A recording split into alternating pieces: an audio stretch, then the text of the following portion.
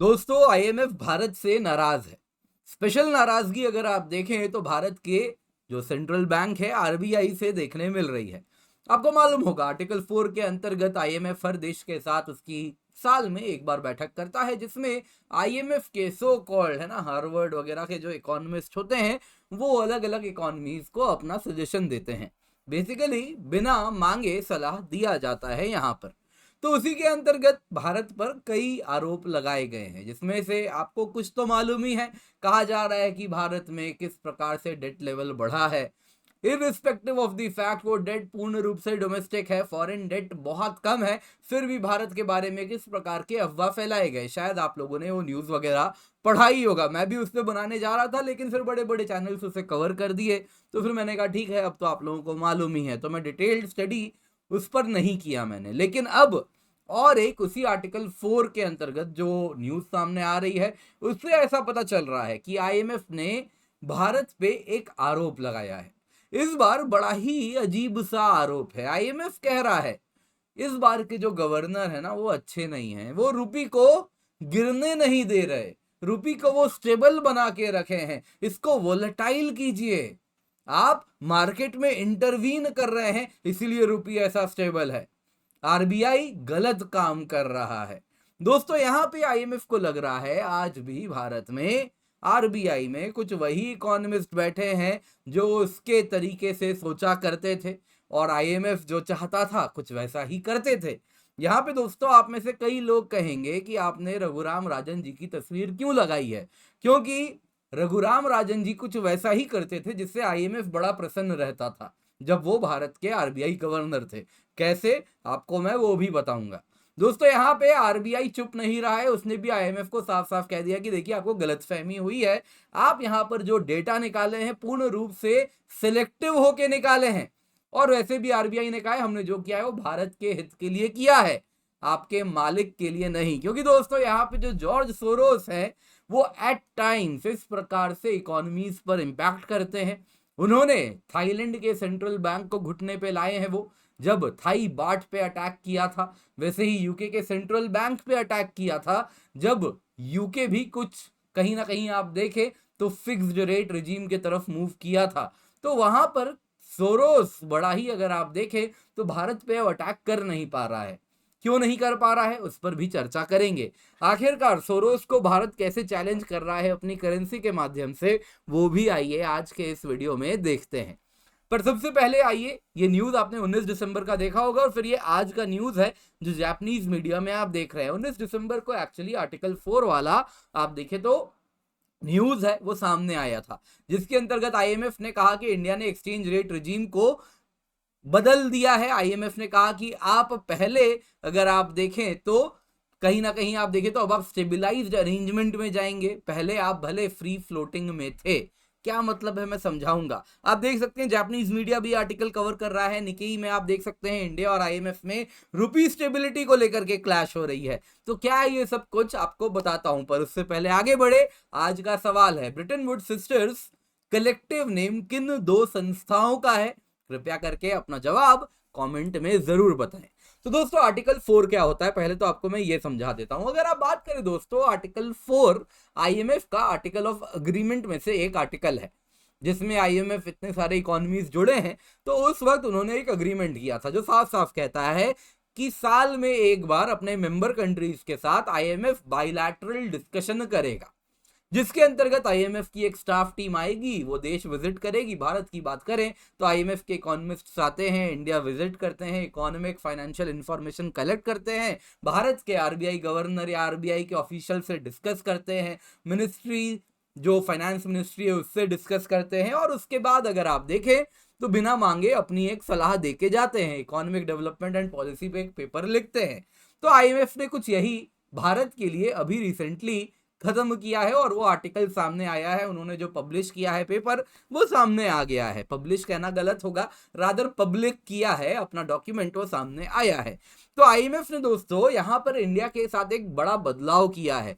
कुछ बदलावों पर तो आप लोगों के साथ बड़े बड़े यूट्यूबर चर्चा कर चुके हैं, आपको मालूम ही है, जैसे कि इंडिया का डेट लेवल्स वगैरह उस पर बात हो रही थी, तो आपको मालूम ही है। यहाँ पर दोस्तों और एक चीज है जिसको अक्सर इग्नोर कर दिया गया है, उस पर चर्चा की है कि आईएमएफ का कहना है कि इंडिया का जो एक्सचेंज रेट रिजीम था ये पहले फ्लोटिंग था, लेकिन अब इसको स्टेबिलाइज्ड अरेंजमेंट का नाम दिया जाएगा on the basis of data from December 2022 to October 2023। क्या मतलब मुझे मालूम है आपको समझ नहीं आया। देखिए दोस्तों, एक्सचेंज रेट क्या होता है, किस भाव पे एक करेंसी दूसरे के परिप्रेक्ष्य में किस प्रकार से किस लेवल पे ट्रेड कर रही है, वो है एक्सचेंज रेट। यहाँ पे गोल्ड स्टैंडर्ड क्या है, यूएस डॉलर। यूएस डॉलर भी हो सकता है, कुछ बास्केट ऑफ करेंसीज भी हो सकते हैं। सिंप्लिसिटी के लिए मानते हैं कोई करेंसी यूएस डॉलर के कंटेक्स्ट में किस प्रकार से ट्रेड कर रही है। आज मान लेते हैं इंडियन रुपीज 83 पर है, यानी $1 83 रुपीज है। तो ये अलग अलग प्रकार से तय किया जाया जा सकता है। अगर भारत बोले ना, मेरा रुपी $1 10 रुपया होगा, तो ये क्या हो गया, फिक्स्ड रिजीम। हम एड़ी छोटी की जोड़ लगा देंगे, 10 रुपए पे ही रहने देंगे रुपीज को, ये क्या हुआ, फिक्स्ड रिजीम हुआ। दूसरा होता है फ्लोटिंग सिस्टम की ना, ये तो मार्केट डिटरमिन करेगा कि क्या एक्चुअल मूल्यांकन क्या होना चाहिए, 83, 85, 75, 60, ये मार्केट तय करे। तो ये क्या होता है, फ्लोटिंग सिस्टम। तो मैक्रो तरीके से अगर हम बात करें, ऊपर ऊपर से बात करें, तो एक्सचेंज रेट रिजीम को दो प्रकार से बांटा जाता है, फ्लोटिंग और फिक्स्ड। आइए इसको थोड़ा डिटेल में समझते हैं। अब दोस्तों अगर आप देखें तो जो फिक्स्ड रेट रिजीम है उसकी अगर हम बात करें तो वो अलग अलग प्रकार से पेग किया जाया जा सकता है। एक होता है दोस्तों हार्ड पेगिंग, जैसे सऊदी रियाल है, वो उसने तय करके रखा है सालों से, आपको 3.75 रियाल दोगे तो $1 मिलेगा। ये क्या है, हार्ड पेग्ड करेंसी है। एक टाइम में चाइनीज रेमिनबी भी हुआ करती थी करीबन 8.5 पे। तो ये क्या होता है, हार्ड पेगिंग होता है। इसमें क्या किया जाता है दोस्तों, डोमेस्टिक करेंसी एक्सचेंज में तभी इशू किया जाता है जब ये रेट फॉलो किया जाए। अब दोस्तों ये क्या है, उतना पॉसिबल नहीं है, तो यूजुअली सॉफ्ट पेगिंग देखने मिलता है, हार्ड पेग्ड करेंसीज बहुत कम है। सॉफ्ट पेगिंग के केस में क्या किया जाता है, अगर आप देखें तो अलग अलग लेवल्स के सॉफ्ट पेगिंग हो सकते हैं। एक होता है कन्वेंशनल पेग्ड अरेंजमेंट, जिसमें एक्सचेंज रेट अगर आप देखें तो 6 महीने में +-1% से वैरी करती है एक प्राइस के आसपास। मान लीजिए एक प्राइस है, रुपीस की बात करते हैं, $1 मान लीजिए 80 रुपया है और 80.8 से लेके 79.2 के बीच में वो वैरी कर रहा है। रुपी इसी रेंज में घूम रहा है, एक्सचेंज रेट इसी 1% अराउंड सेंट्रल रेट वैरी कर रहा है, तो हम कहेंगे ये कन्वेंशनल पेग्ड अरेंजमेंट है। अब आप कहोगे ये कैसे वैरी कर रहा है, कि बेसिकली क्या हो रहा है, रुपी को हमने मार्केट में लगने छोड़ दिया है, मार्केट जो तय करना है करे, लेकिन हमारा सेंट्रल बैंक क्या करेगा, रुपी को उसी प्रकार से बेचेगा या खरीदेगा सो दैट रुपी इस लेवल पे बनी रहे। अगर ये परसेंट 1% से 2% हो जाए तो इसको हम कहेंगे स्टेबिलाइज्ड अरेंजमेंट। तो आईएमएफ का यही कहना है कि रुपी स्टेबिलाइज्ड अरेंजमेंट में है, यानी कि अगर आप डेटा देखें तो पिछले 6 महीने में केवल 2% से वो वैरी किया है, यानी आरबीआई यहां पे हस्तक्षेप कर रहा है, इसको फ्लोट फ्रीली नहीं करने दे रहा है। वैसे ही आप सॉफ्ट पेगिंग में जैसे नीचे नीचे जाते जाएंगे, इंटरमीडिएट पेग में अगर आप crawl like arrangement, crawling peg, pegged exchange rate, तो क्या होता जा रहा है, आरबीआई का इंटरवेंशन कम होता जा रहा है, रुपी की या कोई भी करेंसी की डॉलर के कंटेक्स्ट में या बास्केट ऑफ करेंसीज के संदर्भ में जो वॉलेटिलिटी है वो बढ़ती हुई दिखेगी। फिर आता है दोस्तों फ्लोटिंग अरेंजमेंट, जिसमें क्या होता है, मार्केट तय करेगा। जैसे रुपी अब तक फ्लोटिंग में ही आपको देखने मिलता था। आरबीआई का अगर आप, आईएमएफ का अगर आप बात करें तो अब तक कहा करता था रुपी इज फ्लोटिंग। चाइनीज करेंसी को जरूर कहा जाता था कि वो स्टेबिलाइज्ड अरेंजमेंट या कन्वेंशनल पेग्ड अरेंजमेंट में है, लेकिन रुपी वाज ऑलवेज फ्लोटिंग, जिसके अंतर्गत क्या होता है, जो रुपी का रेट है विथ रिस्पेक्ट टू डॉलर वो मार्केट के द्वारा डिटरमिन्ड है। और इस वजह से अगर आप देखें तो मार्केट यहां पर तय करेगा रुपी की क्या कीमत होगी, डॉलर से रिलेटिव क्या कीमत है वो मार्केट तय करेगा। यहां पे अगर आप देखें तो आरबीआई क्या करेगा, हल्का फुल्का इंटरवीन करेगा, तभी इंटरवीन करेगा जब वो जो रेट ऑफ चेंज है यानी जो वोलेटिलिटी है उसको कंट्रोल करने के लिए, यानी कि आज 80 कल 85 परसों 75 ये ना होने दे। वो मान लीजिए अगर 80 से 90 की तरफ जा रहा है तो आरबीआई क्या करेगा, हाँ उसको 90 तक जाने देगा, लेकिन हाँ तेजी से नहीं जाने देगा, धीरे धीरे धीरे धीरे जाने देगा। तो ये क्या हुआ, फ्लोटिंग। फ्री फ्लोटिंग क्या हो गया, जब इंटरवेंशन और कम हो जाए, जब केवल 6 महीने में 3 बार सेंट्रल बैंक इंटरवीन करे केवल 3 दिन के लिए, तो ये क्या हुआ, फ्री फ्लोटिंग। तो अब तक अगर आप देखें तो आरबीआई क्या क्या करता था, अगर आप देखें तो यूजुअली करेंसी को फ्लोटिंग या फ्री फ्लोटिंग रखता था। अब यहां पर आप लोग कहेंगे अरे कहना क्या चाहते हो, समझाता हूं दोस्तों। सिंपल शब्दों में अगर मैं समराइज करूं तो रुपी डॉलर एक्सचेंज रेट पिछले, अगर आप 2023 की बात करें यानी एक साल की बात करें, तो वो 81 से 84 के रेंज में ही रहा है। इन शॉर्ट रुपी में वोलेटिलिटी नहीं थी। 2022 की बात करें तो ये 73 से 83 के बीच में घुमा है। एक साल पहले बहुत ज्यादा वोलेटिलिटी थी, लेकिन इस साल वोलेटिलिटी ही नहीं थी। तो आईएमएफ कह रहा है ये आर्टिफिशियली आरबीआई कर रहा है। 81 से 84 आरबीआई आर्टिफिशियली मैनिपुलेट करके कर रहा है, अपने सेंट्रल बैंक से डॉलर छोड़ के या कभी कभी खरीद के या कभी बेच के ये सब अंजाम दे रहा है। अब दोस्तों ये जब आप समझ गए क्या आरोप भारत पे लगा है, तो यहाँ पे रघुराम राजन जी के दिनों में क्या हुआ करता था, महानतम इकोनॉमिस्ट में से एक है भारत के, आईएमएफ के भी शहीदे रह चुके हैं। तो उनके दौरान ये देखिए आर्टिकल है, Raghuram Rajan not too concerned about rupee hitting an all time low. Thursday में रुपी ने 70.19 का आंकड़ा टच किया, उन दिनों बहुत ज्यादा होता था। रघुराम राजन अगर आप देखें तो 2013 से 2016 के बीच में आरबीआई गवर्नर थे। उन दिनों में जब वो ज्वाइन किए थे तो रुपी क्या हुआ करता था, 54 के आसपास था। यहाँ पे आप चार्ट देख सकते हैं, तो 54 रुपीज एक डॉलर हुआ करता था। 2016 तक आते आते ये 70 पहुंचा चुके थे। आप देख सकते हैं इनके बीच में किस प्रकार से रुपी कंटिन्यूअसली वीकन होती गई है। 2016 आते आते 70 का आंकड़ा पहुंचा, उसके बाद अगले इकोनॉमिस्ट थे उर्जित पटेल, उनके बीच में भी कुछ ऐसा ही हमको देखने मिला है। तो इन शॉर्ट अगर आप देखें तो रघुराम राजन जी के टेन्योर में काफी ज्यादा उन्होंने रुपी को खुला छोड़ दिया था, मार्केट में इंटरवेंशन लिमिटेड था। केवल और केवल अगर आप देखें तो वोलेटिलिटी कंट्रोल करने का प्रयास किया जा रहा था, अदरवाइज मार्केट जो रेट चाहे वो रेट पे रुपी को तय कर रहा था। इस वजह से अगर आप देखें तो कॉमर्स मिनिस्ट्री से इनकी थोड़ी अनबन भी चलती थी उन दिनों में। अब देखिए दोस्तों पिछले एक साल का ये ग्राफ है, रुपी अगर आप देखें तो लगभग फ्लैट है, 83, 81, 83, 81। ये भी अगर आप देखें तो वोलेटिलिटी कम कैसा होता जा रहा है, ये देखिए जुलाई 2023 के बाद अगर आप देखेंगे तो वोलेटिलिटी बिल्कुल नहीं है, बिल्कुल फ्लैट है, एक सिंगल स्पाइक है, अदरवाइज पूरा फ्लैट लाइन है, जो बता रहा है रुपी अगर आप देखें तो पूर्ण रूप से फ्लैट हो गया है। आरबीआई टारगेट करके रखा है कि 83 में ही रखना है, इससे ना ऊपर जाने देंगे ना नीचे जाने देंगे, मार्केट को इस प्रकार से इंटरवीन करेंगे कि 83 में ही रहेगा। तो अब सवाल उठता है एग्जैक्टली आईएमएफ क्या कंप्लेन कर रहा है, अब आपको वापस मैं समझाता हूं। उसका कहना है कि देखिए आरबीआई फ्री मार्केट को डिस्टॉर्ट कर रहा है, एक्सेसिव अत्यधिक इंटरवेंशन कर रहा है। आईएमएफ का कहना है दिसंबर 2022 से लेकर अक्टूबर 2023 के बीच में, जैसा मैंने आपको ग्राफ दिखाया, रुपी डॉलर के साथ अगर आप कंपेयर करें तो केवल 80 से 83 के बीच में ऑसिलेट किया है, उसके ऊपर नहीं गया, उसके नीचे नहीं गया है। ये क्यों हो रहा है, एक साल पहले का डेटा देखिए, रुपी 70 से 73, रुपी 70 से लेके 83 के बीच में घुमा करता था। क्यों ऐसा 2022 में हुआ, ये आरबीआई के लिए आईएमएफ का यही कहना है कि ये बताता है कि आरबीआई लिप्त है, एक्सेसिवली वो मार्केट में अगर आप देखें तो इंटरवीन कर रहा है और मार्केट को डिसऑर्डरली कंडीशंस मार्केट में बढ़ा रहा है।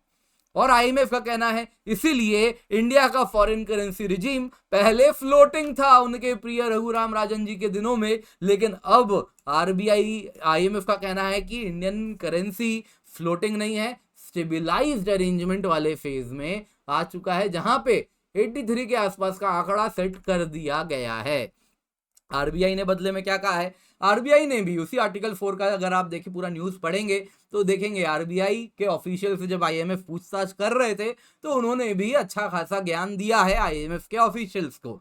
उन्होंने कहा देखिए भैया दिसंबर 2022 से अक्टूबर 2023 के बीच में सही बात है रुपी केवल 2% डॉलर के साथ अगर आप कंपेयर करें तो कमजोर हुआ है, लेकिन अगर आप पूरे 2022 की बात करें तो 8% हुआ है। तो आरबीआई का कहना है देखिए आप ना डेटा सेलेक्टिवली इस्तेमाल कर रहे हैं, केवल वही महीने का डेटा ले रहे हैं जो आपको भा रहा है और उसके हिसाब से आप अपना वर्डिक्ट दे रहे हैं।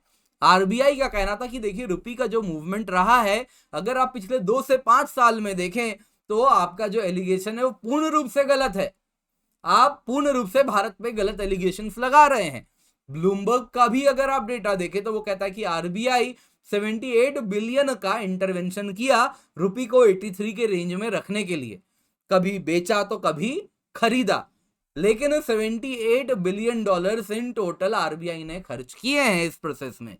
लेकिन इंडिया वो देश है जिसमें आरबीआई 600 बिलियन का फॉरेन एक्सचेंज रिजर्व मेंटेन करता है, उसमें 78 बिलियन कोई बहुत बड़ा आंकड़ा नहीं है। ऐसा नहीं है कि भारत पूरा का पूरा फॉरेन एक्सचेंज रिजर्व बेच दे रहा है केवल और केवल रुपी को टारगेट करने के लिए, वैसा तो है नहीं, बहुत कम नंबर है। उसके कंटेक्स्ट में अगर आप देखें तो 604 बिलियन बहुत बड़ा आंकड़ा है, उसमें 78 बिलियन अगर खर्च कर ही रहे हैं तो ऐसा तो नहीं है कि बहुत ज्यादा। आप कैसे कह सकते हैं कि एक्सेसिव इंटरवेंशन है? यही आपको कहीं ना कहीं आप देखें तो ये बात सामने निकल रही है। अब यहां पर बहुत लोग पूछने वाले हैं अरे क्या फर्क पड़ता है, रुपी 100 का हो जाए, 80 का हो जाए, 150 का हो जाए, हमको तो पेट्रोल 100 रुपया का मिलता है, हम क्या करेंगे, है ना। बहुत लोग ऐसे कमेंट आते हैं, है ना, तेल पे जब भी वीडियो बनता है क्या फर्क पड़ता है, हमारा तेल तो 100 रुपया का है। तो क्यों ये इंपॉर्टेंट है? देखिए दोस्तों, इंडिया के जो अथॉरिटीज हैं वो अगर आप देखें तो एक्सचेंज रेट को बहुत ही प्रॉपर तरीके से मैनेज करना जरूरी है, क्योंकि ये फॉरेन इन्वेस्टमेंट डिसाइड करता है। कैसे, आपको समझाता हूं। देखिए दोस्तों, अगर फ्लक्चुएशन ज्यादा नहीं होगा तो इन्वेस्टर के लिए आसान है कि वो इस मार्केट में इन्वेस्ट करके कितना पैसा बना सकते हैं, उनका जो करेंसी रिस्क है वो कम हो जाएगा। एक एग्जांपल से आपको समझाता हूं। मान लीजिए सैम नाम का एक इन्वेस्टर है, यूएस में बैठता है। सैम को सिंप्लिसिटी के लिए रखते हैं डॉलर 100 रुपया पे है, ठीक है, सॉरी 80 रुपया पे ही रखते हैं, $1 80 रुपया है। तो सैम के पास $1 है, उसको इंडिया में इन्वेस्ट करना है, वो एफआईआई है ना। वो क्या करेगा, 100 रुपया लाएगा और इंडिया में इन्वेस्ट करने आ गया। 100 रुपया लेके आया, उसको $1 में वो 80 रुपया लेके आया, उसको $1 बनाया और 80 रुपया वो इंडियन मार्केट में इन्वेस्ट कर दिया। तो $1 क्या किया, 80 रुपया बनाया, 80 रुपया इंडियन मार्केट में इन्वेस्ट किया, कोई स्टॉक वॉक खरीदा। मान लो 4 महीने बाद वो 80 रुपया का स्टॉक 100 रुपया बन गया और सैम ने कहा भैया बढ़िया प्रॉफिट हो गया है 20 रुपया, तुरंत का तुरंत बेच के निकल लेते हैं, 25% प्रॉफिट हो रहा है। तो सैम ने क्या किया, 80 का जैसे ही 100 पहुंचा उसने अपना स्टॉक बेच दिया। अब जब उसने स्टॉक बेचा तो उस पे उसको करीबन 15% टैक्स देना पड़ा। तो उसने 20 रुपए कमाए, सिंप्लिसिटी के लिए रखते हैं 3 रुपया का उसने टैक्स भर दिया, 17 रुपया उसका नेट प्रॉफिट हुआ। तो 80 कितना बन गया, एक्चुअल में 97 बन गया, 3 रुपया सरकार को टैक्स मिला। अब वो क्या करेगा, पैसा वापस लेके अपने देश जाएगा ना, अमेरिका। तो अमेरिका जब वो पैसा लेके जा रहा है तो वापस करेंसी एक्सचेंज करने के वाले के पास गया, बोला ये लो 97 रुपीज, बदले में मुझे डॉलर दो। अब करेंसी एक्सचेंज करने वाला उसको वापस $1 दे दिया। बोला क्यों, पिछली बार तो 80 का $1 था। वो बोला वो 4 महीने पहले की बात थी, अब $1 97 रुपीज हो चुका है। तो नेट जो प्रॉफिट था उस फॉरेन इन्वेस्टर का क्या रहा, 0 रहा। पहले भी $1 था, अब भी $1 था। हाँ, सरकार जरूर इसमें बीच में टैक्स कम आ गई। तो इस प्रकार से अगर आप देखें, अगर करेंसी फ्लक्चुएट करता है तो इन्वेस्टर के लिए बड़ा कठिन होता है, कितना रिटर्न्स आएगा आज, क्योंकि वो तो डॉलर के हिसाब से रिटर्न्स ले जा रहे हैं ना। जैसा आपको एग्जांपल से बताया, उनका रिटर्न्स कैसे आप देख सकते हैं एग्जैक्टली सेम रहा, उनको कुछ पैसा ही नहीं मिला just because of currency volatility. तो अगर आपको लग रहा है आपकी इकोनॉमी में फॉरेन इन्वेस्टमेंट आने वाला है तो बहुत जरूरी है आप अपने एक्सचेंज रेट को क्या करें, फ्लैट रखें, वोलेटिलिटी मिनिमल रखें। तो ये भी कारण है, ये जो वोलेटिलिटी फ्लैट हो रही है उस वजह से भी इंडिया में इन्वेस्टमेंट को आमंत्रित किया जा रहा है। यहां पर दोस्तों हॉट मनी FIIs इस प्रकार से आप देखें तो आते हैं, क्योंकि उनको FIIs को पैसा लगाना आसान होता है जब इस प्रकार का रिजीम रहता है। दूसरी तरफ दोस्तों अगर आप देखें, अगर रुपी डिप्रिशिएट कर जाए तो अगर आप देखें तो कंटिन्यूअसली रुपी डिप्रिशिएट भी हो रहा है। अब ऐसा नहीं है, धीरे धीरे हो रहा है। एक टाइम पे ये टारगेट अटेन हो गया है और उसके बाद अगर आप देखें तो डिप्रिशिएट करवाया जा रहा है। कॉमर्स मिनिस्ट्री यहां पर रघुराम राजन जी से चाहती थी कि डिप्रिशिएट करवाइए करेंसी को, क्योंकि अगर आप डिप्रिशिएट कराते हैं तो आपका जो एक्सपोर्ट है वो सस्ता होने लग जाता है। तो अगर डिप्रिशिएट भी करता है तो एक्सपोर्ट सस्ते होंगे, तो हमारी जो मैन्युफैक्चरिंग इंडस्ट्री है वो और ज्यादा कॉम्पिटिटिव हो जाएगी। तो यहां पर दोस्तों ये डबल एज्ड स्वॉर्ड है। ये हमारे पॉलिसी मेकर्स को सोचना होगा, हमें क्या चाहिए। हमको इस वक्त करेंसी मजबूत करवाना है, कमजोर करवाना है, वोलेटिलिटी मैनेज करनी है, क्या एग्जैक्टली चाहिए। यहां पर दोस्तों बहुत जरूरी है कि जो RBI है और जो गवर्नमेंट है वो मिल के डिसाइड करे। रघुराम राजन जी के दिनों में यही दिक्कत हो रही थी।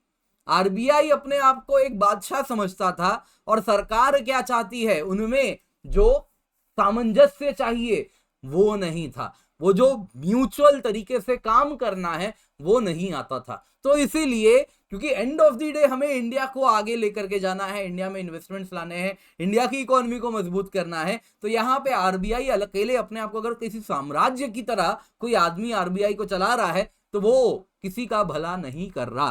तो यहाँ पे किस प्रकार से अब अगर आप देखें तो RBI में और सरकार में दोनों में अगर आप देखें तो वो म्यूचुअलिटी है, समझ रहे हैं बिग पिक्चर क्या है और उसके अनुसार काम कर रहे हैं।